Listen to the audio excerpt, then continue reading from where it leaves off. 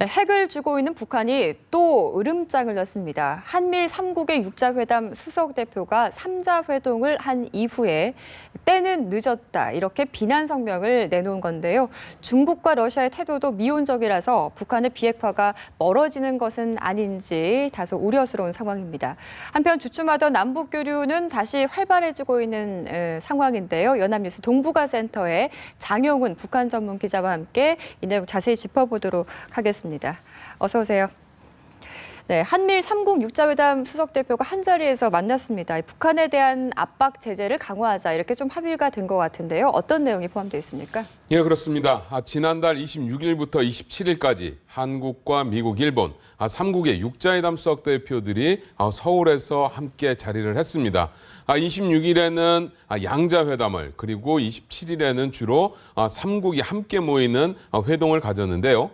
이 자리에서는 주로 지금 현재의 한반도 정세에 대한 논의들이 깊숙하게 논의가 됐습니다. 최근 북한이 잠수함 발사 탄도미사일을 시험 발사를 했고 그리고 핵 능력이 정밀화되고 있고 소형화되고 있고 계속 늘어나고 있다라고 주장하고 있는 이러한 상황. 이러한 상황에서 한미일 3국이 어떻게 대응할 것인가 하는 대응 방안이 집중적으로 논의가 됐는데요. 일단 황준국 한반도 평화교섭본부장은 회동을 마친 뒤에 일단 북한에 대해서 보다 강력한 압박과 적극적인 대화 유도 노력을 계속해 나가기로 했다라고 밝혔습니다.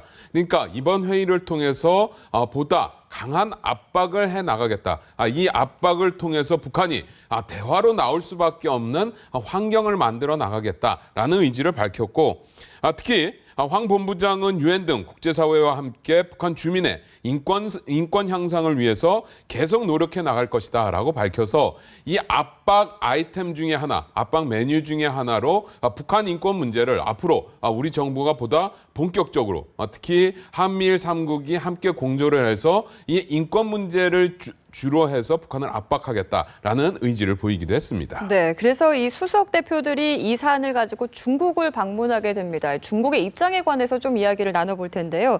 그렇게 명쾌하지 않다 이런 분석이 좀 나오고 있습니다. 원칙적으로는 공감을 하는데 그 속내는 좀 그렇지 않은 것 같습니다.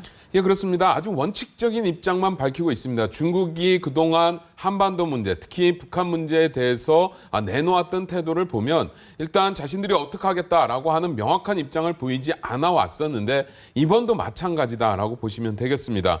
일단 중국 쪽에서 명확한 메시지는 없었고 다만 황준국 한반도 평화교섭본부장은 중국 우다웨이 한반도 사무 특별대표와 만난 직후에 브리핑을 통해서 북핵 문제와 관련해서 중국은 나름의 적극적이고 건설적인 역할을 계속해 나갈 것이라는 반응을 보였다라고 밝혔습니다. 사실 어떻게 보면 굉장히 원칙적인 입장을 표명한 것으로 평가할 수 있을 것 같고 화춘잉 중국 외교부 대변인도 북핵 문제를 적절하게 처리하려고 한다면 각 국가가 건설적 노력을 기울여야 하고 이는 관련 국가들이 어깨에 짊어진 공동의 책임이기 때문이다라고 하면서 북한만의 문제로 이 문제를 치환하기보다는 공동의 책임을 굉장히 강조하는 그러니까 육자회담에 참가하고 있는 각국들이 모두 자기의 역할들을 해야만 한다라고 하는 공동 책임론을 강조하는 모습을 보이기도 했습니다. 네, 중국의 입장을 좀 들어봤는데 러시아의 경우에는 어떻습니까? 반대 입장이다.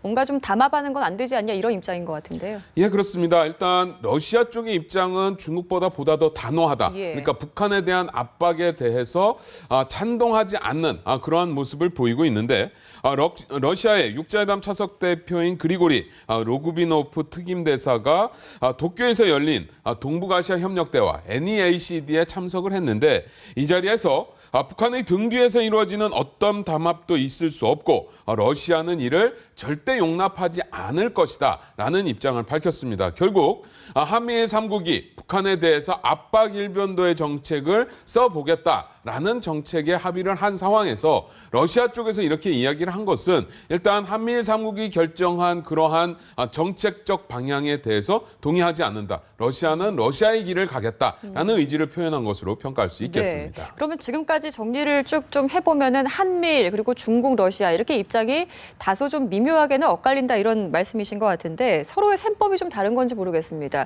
이렇게 달라지는 이유가 무엇이라고 보십니까? 예, 일단은 중국과 러시아의 미국의 입장은 한미일 3국의 압박 위주의 대북 정책에 조금 거리를 두고 있는 것으로 봐야 될 것 같은데 중국과 러시아가 이러한 태도를 보이는 것은 결국 북한을 압박을 통해서 코너로 몰게 되면 북한이 반발과 이러한 모양새들을 보일 것이고 그러한 반발을 하는 모양새가 결국 한반도 안정, 더 나아가서는 동북아시아의 평화와 안정을 깨트리는 요인이 될 수 있다라는 평가를 할 수 있는 것으로 봐야 될 것 같고요.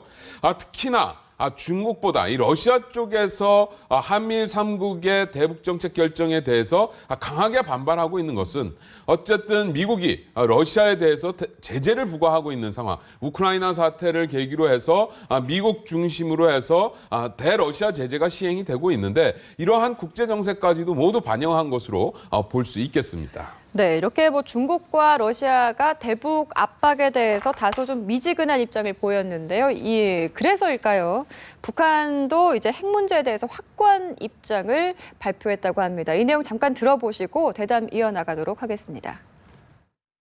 그러한 미국이 대조선 정책 실패라는 비난 세례를 받게 되자 이제 와서는 대화가 재개되지 못한 것이 마치도 우리 탓인 것처럼 흑백을 전도해 보려 하고 있다. 그러나 때에는 이미 늦었다. 우리가 시종일관 천명한 바와 같이 핵무력을 중추로 하는 우리의 자위적 국방력은 절대로 그 누구를 위협 공갈하려는 수단이 아니며 그 무엇과 바꾸어 먹기 위한 흥정물은 더욱 아니다. 네, 이렇게 해서 북한 외무성 대변인 담화 내용 함께 들어보셨는데요. 다소 좀 내용을 들어보니까 단호하고 좀 확고하다 이런 걸 느낄 수가 있습니다.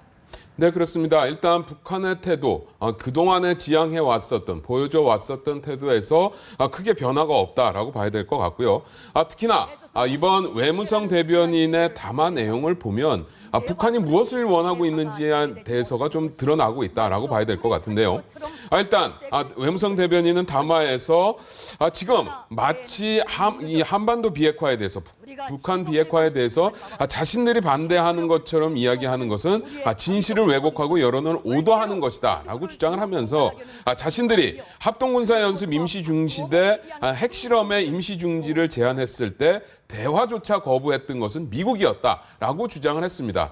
앞에서 주요 뉴스 시간에서도 살펴봤었지만 북한의 유엔 대표부 대사가 이야기한 것도 결국 이러한 맥락에 있습니다. 결국 북한은 이 핵 문제를 계기로 해서 뭔가 한반도에서 정치 대화, 군사 대화를 이끌어내 보겠다라는 의지가 있는 것 같고요. 네. 특히나 이러한 대화를 통해서 한미합동 군사 연습이라고 하는 어떻게 보면 근본적인 문제들에 대한 해법을 찾아보겠다라는 의지를 보이고 있는 것 같기 때문에 일단 이러한 북한의 한미합동 군사 연습 중지 요구에 대해서 한국과 미국이 수용할 가능성이 거의 없는 현재의 상황으로 밀어보면 일단 북한은 당분간 이러한 강경한 자세를 이끌어가면서 한국과 미국을 압박하는 태도를 이어갈 것으로 예상이 된다라고 할 수 있겠습니다. 그렇습니다. 한미일 수석 대표가 회동을 가졌습니다. 그래서 대북 압박이나 제재 문제에 대해서 강도를 좀 높여야 되지 않냐 이렇게 합의가 이루어지고 있는데 여러 가지 분석이 나오겠습니다만 지난 5월 초인가요? 미국에서 북한의 대화를 좀 하자 이렇게 공식적으로 요청한 바가 있었는데 북한이 여기에 대해서 응답을 하지 아예 않았죠. 그렇기 때문에 이런 제재가 들어갔다. 이런 분석에 대해서는 어떻게 보시나요? 예, 그렇습니다. 일단 북한 쪽에서는 자신들이 요구한 것을 수용하지 않은 것은 미국이다라고 하면서 미국 책임론을 지속적으로 이야기를 하고 있습니다. 일단 미국 쪽에서 지난 1월에 이어서 한미합동군사연습이 종료된 직후인 5월 초에도 북한을 상대로 해서 탐색적인 대화를 가져보자라고 제안을 했습니다. 그러니까 일단은 심도 있는 비핵화 대화를 이야기하기보다는 앞으로 어떻게 논의를 이끌어갈 것이고 과연 대화를 할 것인지 말 것인지 이런 부분들에 대한 초보적인 논의를 하자라고 북한에 제안을 했음에도 불구하고 북한이 이에 대한 가타부타 어떠한 대답도 내놓지 않은 상황인데요.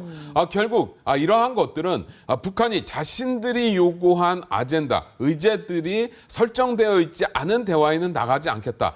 결국 북한과 미국 간의 북미 간의 대화뿐만 아니라 육자회담까지도 자신들의 페이스로 자신들이 원하는 기조로 한번 끌고 가보겠다라는 의지를 강력하게 천명하고 있는 것으로 평가할 수 있겠습니다. 네, 육자회담 잠깐 언급을 해주셨는데 북한의 지금 입장이 보면은 핵무력은 강화하되 대화는 거부하고 있는 상황이 아니겠습니까? 그렇다면 육자회담을 비롯해서 어떤 대화 국면이 조금은 힘들어질 수도 있지 않겠나 이런 예상을 해보는데요. 예, 그렇습니다. 육자회담 당분간 좀 어렵지 않겠느냐라는 것이 대체적인 전문가들의 진단인데요.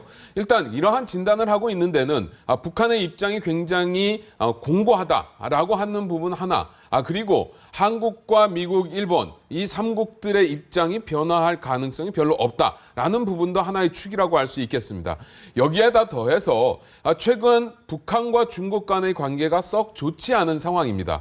북한과 중국 간의 관계가 좋지 않기 때문에 북한을 대화의 테이블로 끌어내기가 굉장히 어려운 국면에 접어들고 있다라고 볼 수 있겠는데 과거에도 보면 북한의 핵 협상을 치러 나가는 과정에서 육자회담이 성립되는 과정에서 중국이 중재자 역할을 굉장히 다각도로 해왔었다.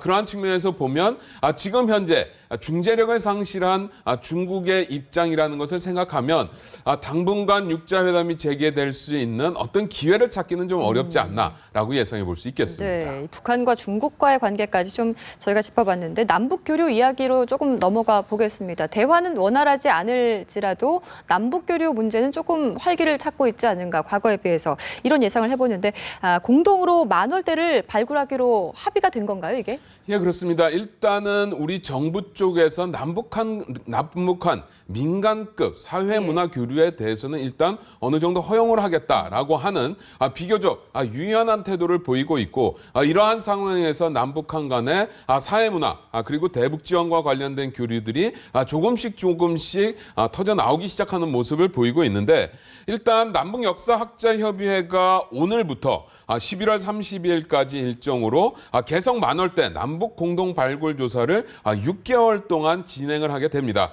사실 이 만월대 공동 발굴 조사 작업은 그 이전부터 진행이 되어 오다가 김정일 국방위원장이 사망한 직후에 좀 어려움을 겪어 왔었다가 최근 들어서 다시 논의가 진행이 되고 공동 발굴 조사에 대해서 합의가 이뤄진 것인데 어쨌든 남북한이 역사 유물, 유적에 대해서 함께 연구를 하고 발굴을 하고 복원하는 작업을 한다라는 점에서는 굉장히 의미 있는 작업이 될 수 있다라고 볼 수 있겠습니다.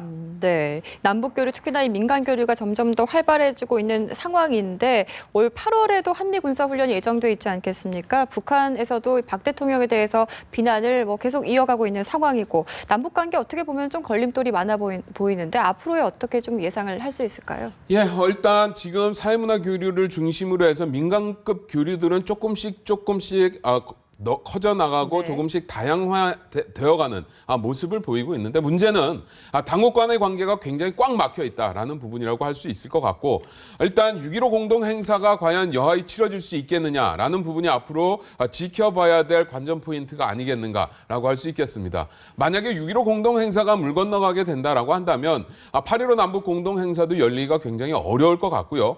그렇게 된다라고 한다면 결국 8월 달에 열리게 되는 을지 프리덤 가디언 한미합동 군사연습이 예정되어 있기 때문에 그렇게 보면 지금 썩 좋지 않은 남북관계가 8월 이후에 더욱 냉각된 국면으로 접어들 가능성도 배제할 수 없다라고 예상해 볼 수 있겠습니다. 네, 이런 부분들로 인해서 남북 관계 어떻게 좀 물꼬가 트일지 모르겠습니다. 네, 지금까지 연합뉴스 동북아센터의 장용은 북한 전문 기자였습니다. 오늘 말씀 고맙습니다.